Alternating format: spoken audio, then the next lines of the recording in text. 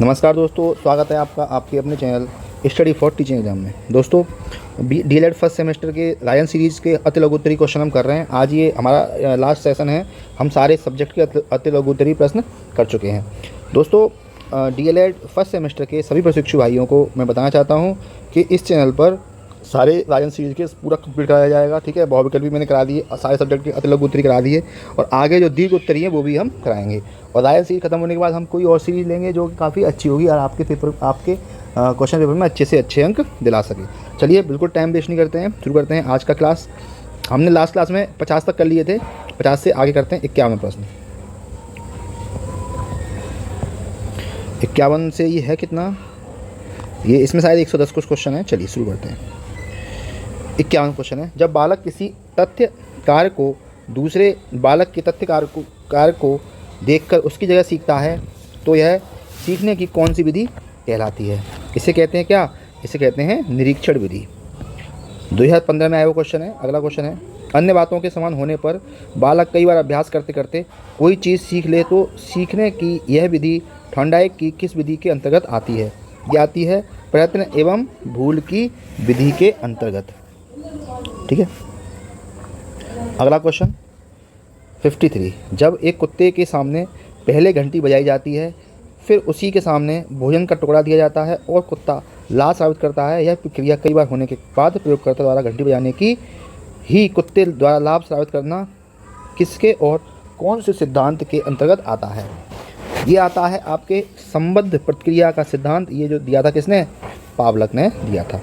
अगला प्रश्न, जीन पियाजे ने बालक के संज्ञानात्मक विकास के अंतर्गत अनुकूलन क्रिया का विभाजन किन दो उप प्रक्रियाओं में किया है? तो उत्तर है, पहला है आत्मसात्करण, दूसरा है व्यवस्थापन। ठीक है। 55 प्रश्न है। 55, जीन पियाजे द्वारा प्रतिपादित बालक के संज्ञानात्मक विकास से संबंधित तीसरी अवस्था क्या कहलाती है? उत्तर है मूर्त संक्रिया काल। क्या कहलाती है? मूर्त संक्रिया काल। 56 क्वेश्चन है, बालक के संवेगात्मक विकास से संबंधित विकासात्मक सिद्धांत का प्रतिपादन किसने किया? उत्तर है जीन पियाजे के विकासात्मक सिद्धांत का प्रतिपादन किया गया था, जीन पियाजे ने। ठीक है, किसने किया? जीन पियाजे ने। 57, गिलफोर्ड ने बुद्धि के त्रिआयाम सिद्धांत के अंतर्गत किन तीन विधाओं में मानसिक योग्यता को वर्गीकृत किया है? उत्तर है, तीन विधाएं हैं, विषय वस्तु है, संक्रिया है और उत्पाद है। अगला प्रश्न 58, युंग ने सामाजिक अंतक्रिया के आधार पर व्यक्तित्व को किन किन भागों में वर्गीकृत किया है?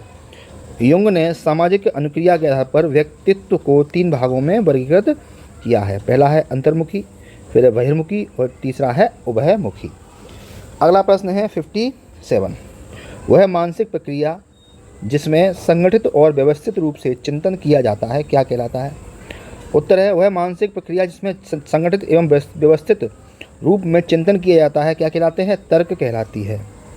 60वां प्रश्न है, बालकों की वह मनोस्थिति जिसके द्वारा वह विभिन्न परिस्थितियों में व्यक्तिगत तथा सामाजिक समायोजन करने में समर्थ होता है क्या कहलाती है? उत्तर है मानसिक स्वास्थ्य। क्या कहलाती है? मानसिक स्वास्थ्य। 61वां, सीखने की मात्रा तथा समय के परस्पर संबंध को चित्रांकित करने पर जो वक्र रेखा प्राप्त होती है कहलाती है क्या कहते हैं उसे? उसे कहते हैं सीखने का वक्र। क्या कहते हैं? सीखने का वक्र। 62 का क्वेश्चन, जीन पियाजे ने बालक के संज्ञानात्मक विकास के अंतर्गत अंतिम अवस्था किसे माना है? उत्तर है औपचारिक संक्रिया काल को अंतिम अवस्था माना है। 63वां क्वेश्चन है, सीखने के किस सिद्धांत के अंतर्गत व्यक्ति संपूर्ण परिस्थिति के प्रत्यक्षीकरण के आधार पर सीखता है? ये किसका सिद्धांत है? ये है गेस्टाल्ट सिद्धांत। क्या है ये? गेस्टाल्ट सिद्धांत। 64, सिगमंड फ्रायड द्वारा प्रतिपादित व्यक्तित्व विकास के सिद्धांत को कहा जाता है? उत्तर है मनोविश्लेषणात्मक सिद्धांत कहा जाता है। 65वां, एक ऐसा उत्पादक चिंतन जिसमें किसी समस्या का समाधान करने के लिए गत अनुभवों को नए ढंग से संगठित समायोजन किया जाता है क्या कहलाता है? क्या कहते हैं? उत्तर है तर्क।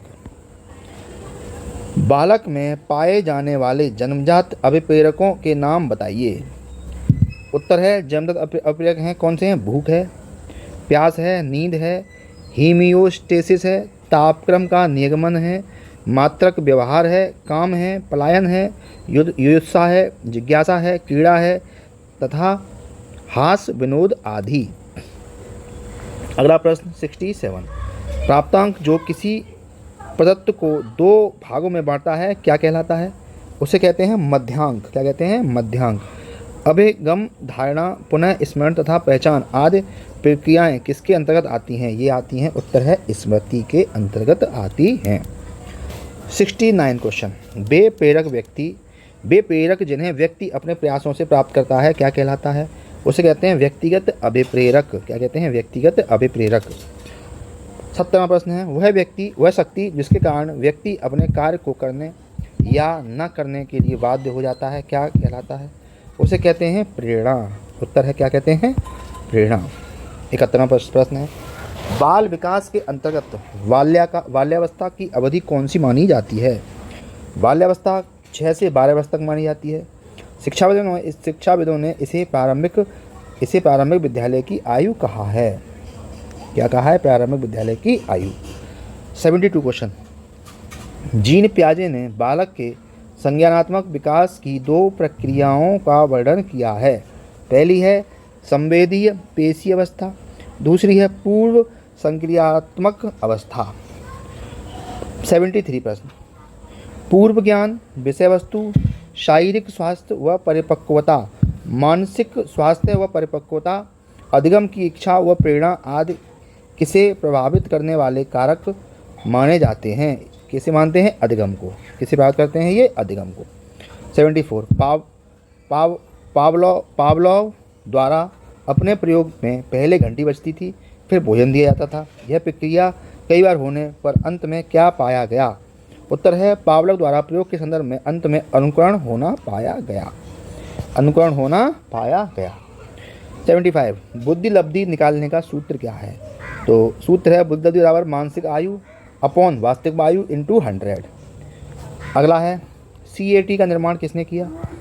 उत्तर है CAT का निर्माण लियोपोल्ड बेलाक ने 1948 में किया था। 77 है CAT का निर्माण लियोपोल्ड बेलाक ने 1948 में किया था। सीखने से संबंधित प्रभाव के नियम का प्रतिपादन किसने किया था? ये किया था थॉर्नडाइक ने। अगला है 78, अवर्गीकृत प्रदत्त के अंतर्गत विषम संख्या होने पर माध्यिका ज्ञात करने का सूत्र क्या होता है? तो ये होता है m बराबर n+1/2। ठीक है, ये है।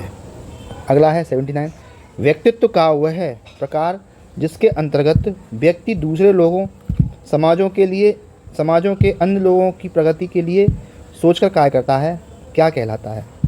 उत्तर है बहिर्मुखी व्यक्तित्व वाला कहलाता है। 80, नियमित दिनचर्या, सबके साथ समायोजन, आत्मविश्वास, संवेगात्मक परिपक्वता और आत्म मूल्यांकन की क्षमता किसका प्रमुख लक्षण है? उत्तर है अच्छे व्यक्तित्व का।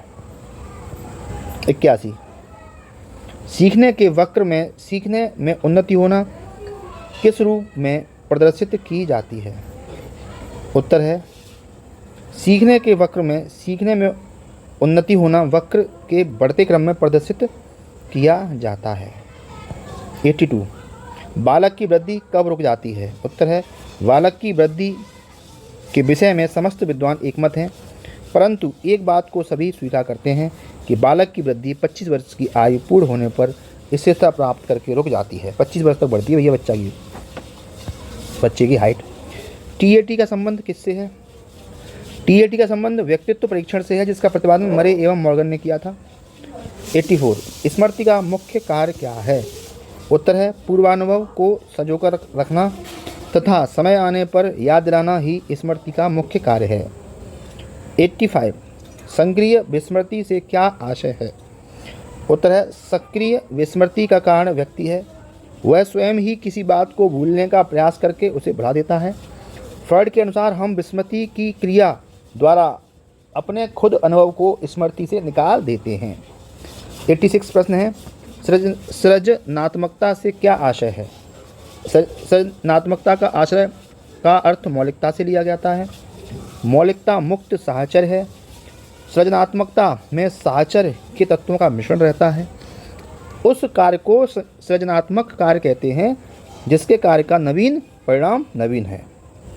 87 व्यक्तित्व की परिभाषा लिखिए या व्यक्तित्व की कोई एक परिभाषा लिखिए। 2022 में पूछा क्वेश्चन है। तो उत्तर है मन के अनुसार व्यक्तित्व की परिभाषा एक व्यक्ति के ढांचों, व्यवहार के स्वरूपों, रुचियों, अभिवृत्तियों, संगठकों, योजनाओं तथा अभिरुचियों में सबसे अधिक लाक्षणिक संकलन के रूप में की जा सकती है। 88 क्वेश्चन है रोर्सा परीक्षण विधि को किस मनोवैज्ञानिक ने आरंभ किया था? उत्तर है हर्मन रोर्सा ने रोर्सा परीक्षण का आरंभ 1960 में प्रारंभ किया था। 89 क्वेश्चन है मध्यमान का उपयोग कब किया जाता है? उत्तर है जब पृथक प्राप्तांकों के योग से प्रतिनिधित्व प्राप्तांक प्राप्त करने हो तब मध्यमान का उपयोग किया जाता है। प्रश्न संख्या 90 मध्यांक की कोई एक परिभाषा लिखिए। उत्तर है कॉर्नर के अनुसार मध्यांक समंक श्रेणी का वह चर मूल्य है जो समूह को दो बराबर भागों में इस प्रकार बांटता है कि एक भाग में सभी मूल्य मध्यांक से अधिक और दूसरे भाग में सभी उससे छोटे होते हैं।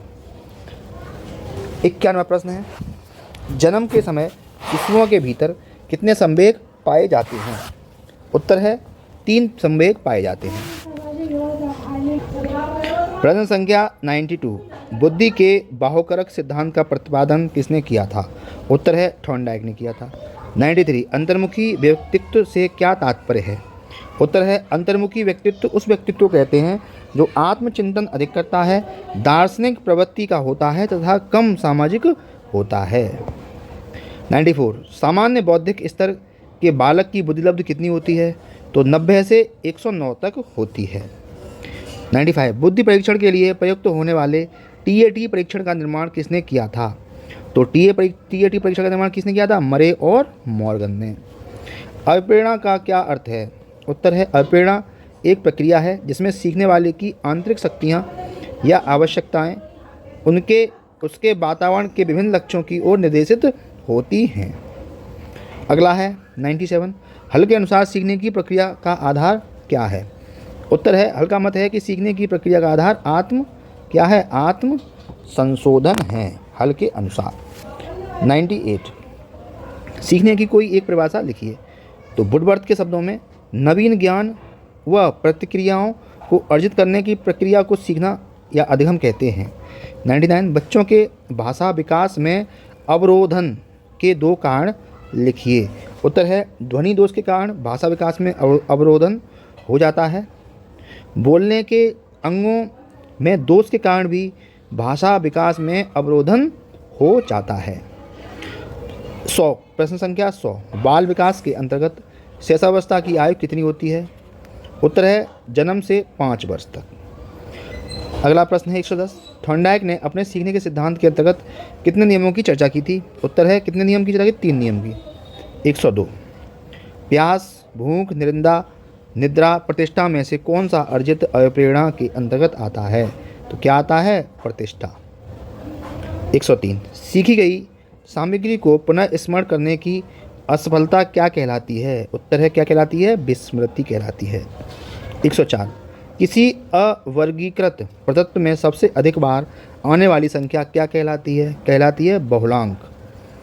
105 परोक्ष वस्तुओं के संबंध में चिंतन करना कहलाता है। क्या कहलाता है? कल्पना।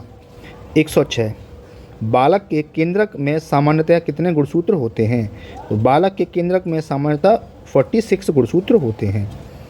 107 अधिगम स्थानांतरण को स्पष्ट कीजिए अथवा सीखने के स्थानांतरण समय प्रत्यय को स्पष्ट कीजिए। उत्तर है सीखने के स्थानांतरण से आशय है कि किसी विषय के सीखने से उपलब्ध ज्ञान अथवा किसी कार्य का अभ्यास कार्य करने से प्राप्त होने वाले प्रशिक्षण का दूसरी परिस्थिति में प्रयोग करना।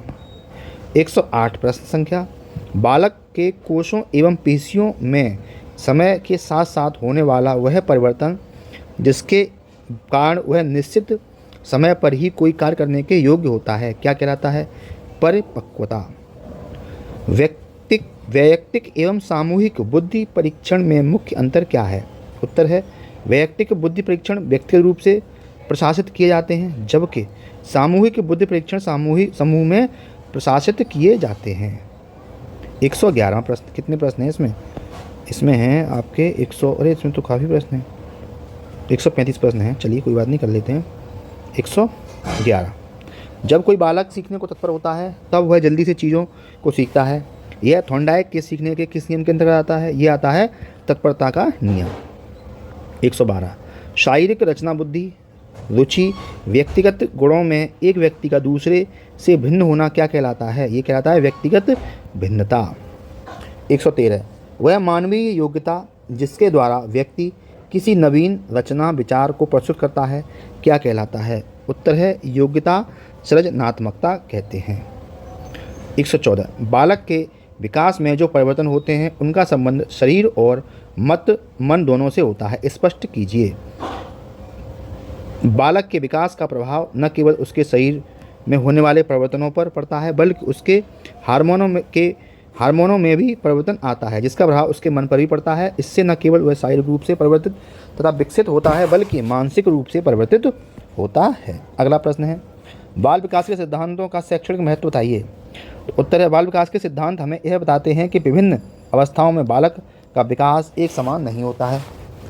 अवस्था सिद्धांत बालक के विकास को विभिन्न अवस्थाओं में बांटकर उसके विकास की व्याख्या करते हैं, जबकि प्रक्रिया सिद्धांत यह बताते हैं कि बालक के विकास को प्रक्रियाओं के आधार पर बांटकर भी उसके विकास की भविष्यवाणी की जा सकती है। 116 प्रश्न है, शैशवावस्था में शिक्षा का स्वरूप कैसा होना चाहिए? उत्तर है, शैशवावस्था में बालक को दी जाने वाली शिक्षा उसके भविष्य के विकास की नींव का कार्य करती है। इस समय उसे भाषा, आचार विचार, नैतिकता, आदत निर्माण की शिक्षा दी जानी चाहिए। 117 बाल्यावस्था में मानसिक विकास की 2 विशेषताएं लिखिए। नंबर 1 है, बाल्यावस्था में बालक की ज्ञानेंद्रियां प्रौढ़ होने लगती हैं। बाल्यावस्था में बालक संवेदना के प्रत्यक्ष ज्ञान की ओर बढ़ने लगता है। 118 क्वेश्चन है, बालक के विकास में संचार माध्यम के 2 लाभ लिखिए। तो पहला है, बालक के ज्ञान का विकास होता है। दूसरा है, बालक का सामाजिक वातावरण बढ़ता है। अगला है, बालक विकास में अधिगम की सम्मेलन व विचार गोष्ठियाँ विधि बताइए। उत्तर है, अधिगम की सम्मेलन तथा विचार गोष्ठियाँ विधि एक अत्यंत महत्वपूर्ण विधि है। इसके माध्यम से बालक इस छात्र का अधिगम अच्छा हो सकता है। इस विधि में कुछ विद्वान मिलकर सम्मेलन या विचार विमर्श द्वारा समस्या का समाधान ढूंढते हैं।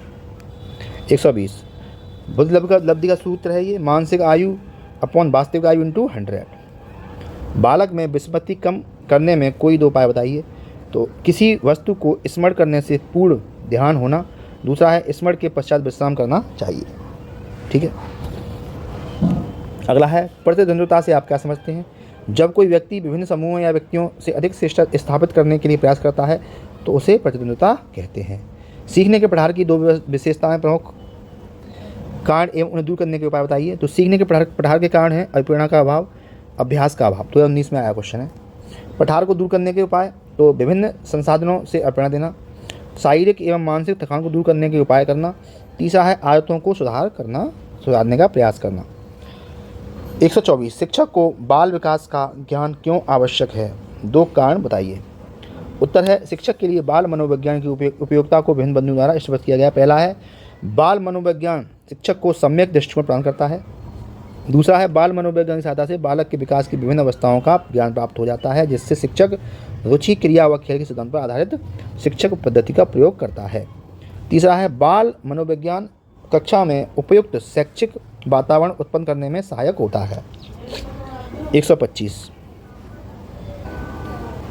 शैशवावस्था की प्रमुख 2 विशेषताएं बताइए। तो पहली है, शारीरिक विकास की तीव्रता। बालक के जीवन के प्रथम 3 वर्षों में शारीरिक विकास तीव्र गति से होता है, लंबाई तथा भार में वृद्धि होती है। शरीर के अन्य अंगों व मांसपेशियों का भी विकास तीव्र गति से होता है। दूसरा है, परिपक्वता। इस अवस्था में शिशु शारीरिक तथा बौद्धिक रूप से अपरिपक्व होता है। स्वाभाविक रूप से वह धीरे धीरे पालन पोषण द्वारा परिपक्व होता है। 126 प्रश्न है, किशोरावस्था का क्या तात्पर्य है? तो ब्लेयर जॉन्स सिम्पसन के अनुसार किशोरावस्था प्रत्येक व्यक्ति के जीवन का वह काल है जो बाल्यावस्था के अंत में प्रारंभ होता है तथा प्रौढ़ावस्था के आरंभ में समाप्त हो जाता है। 125 है, समायोजन क्या है?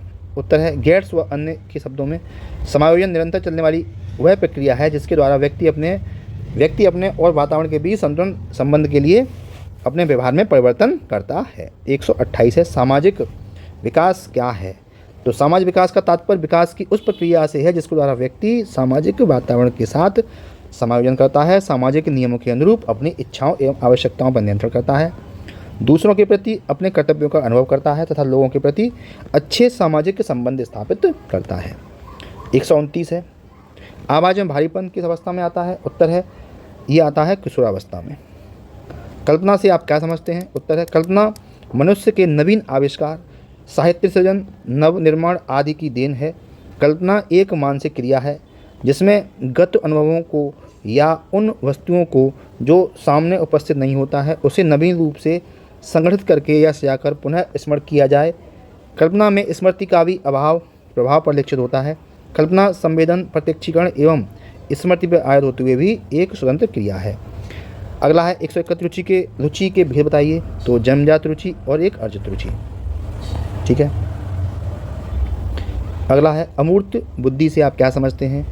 अमूर्त बुद्धि ज्ञानोपार्जन के प्रति रुचि, रुझान, पढ़ने लिखने से संबंधित पुस्तकीय ज्ञान प्राप्त करने में, शब्दों तथा प्रतीकों के रूप में उपस्थित समस्याओं को हल करने में प्रकट होती है, जैसे गणित के सूत्रों को हल करने में, सृजन एवं तर्कशास्त्र के विषयों को समझने में, साहित्यिक रचनाओं की सौंदर्यानुभूति में यही बुद्धि कार्य करती है। प्रश्न संख्या 133, शारीरिक विकास का अध्ययन क्यों जरूरी है? 2 कारण बताइए। चलिए भैया देख लेते हैं। 2022 में आया क्वेश्चन है, शारीरिक विकास मानव जीवन का सर्वाधिक महत्वपूर्ण पक्ष है। माता पिता एवं गुरुजन के लिए विभिन्न आयु में होने वाले परिवर्तनों एवं उनको प्रभावित करने वाले कारकों का ज्ञान होना आवश्यक है। व्यक्ति की शारीरिक रचना उसके संपूर्ण व्यवहार को प्रभावित करती है, अतः व्यवहार के परिशोधन की तरफ भी ध्यान देना चाहिए। बालक के शारीरिक विकास का भावी जीवन और शिक्षा प्रक्रिया से गहरा संबंध है, अतः शारीरिक विकास पर जन्म से ही ध्यान देना आवश्यक है। 134 प्रश्न, बाल्यावस्था की 2 विशेषताएं बताइए। उत्तर है सर्वांगीण विकास की दृष्टि से बाल्यावस्था की प्रमुख विशेषता निम्नलिखित हैं। पहली है शारीरिक तथा मानसिक विकास में स्थिरता। बाल्यावस्था में शारीरिक तथा मानसिक विकास में स्थिरता आ जाती है। विकास की स्थिरता शारीरिक तथा मानसिक शक्तियों को दृढ़ता प्रदान करती है। बालक की चंचलता घटने लगती है, उसका मस्तिष्क परिपक्व दिखाई देने लगता है तथा वह प्रौढ़ों के समान व्यवहार करना चाहता है। मानसिक योग्यता में वृद्धि, बाल्यावस्था के दौरान बालक की मानसिक क्षमताओं में लगातार वृद्धि होती रहती है। संवेदना, प्रत्यक्षीकरण, स्मरण शक्ति का विकास द्रुत गति से होता है। स्थायी स्मृति में वृद्धि होती है। 135 प्रश्न, बालक के संवेगात्मक विकास से संबंधित विकासात्मक सिद्धांत का प्रतिपादन किसने किया? ये किया था जीन पियाजे ने। 136, व्यक्ति की वह मनोस्थिति जिसके द्वारा वह विभिन्न परिस्थितियों में सामाजिक तथा व्यक्तिगत समायोजन स्थापित करने में समर्थ होता है, क्या कहलाता है? वो कहलाता है समायोजन। तो दोस्तों मैंने अति लघुत्तरी आपके सारे सब्जेक्ट खत्म करा दिए हैं, सब फिनिश करा दिए हैं। तो प्लीज़ आपकी बहुत बड़ी जिम्मेदारी बनती है कि आप चैनल को लाइक, शेयर और सब्सक्राइब कीजिए, ठीक है, ताकि मैं और भी आपके लिए इसी प्रकार के इन्फॉर्मेटिव लेक्चर आपके लिए लाता रहूँगा। ठीक है, फिर मिलते हैं। अब दीर्घ उत्तरी प्रश्न करेंगे, ठीक है। तो मिलते हैं किसी और लेक्चर में, तब तक के लिए जय हिंद, जय भारत।